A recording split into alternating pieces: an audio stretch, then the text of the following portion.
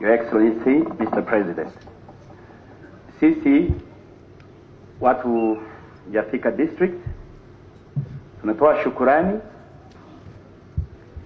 na sisi kama wenyeji wa hapa, kama mimi binafsi tumetembea sana, tumekuja kwako Kabarnet, tumefanya harambee, tumetoka juzi Marakwet, waziri na vijana chipukizi wenzake wametembea Kenya, wametembea kila mahali wakiunganisha taifa la Kenya. Mzee, hiyo timu sasa ambayo umeunda, na hiyo sio Gor Mahia ama AFC ama nini ama Gema, hiyo ni timu inaitwa Harambee Stars.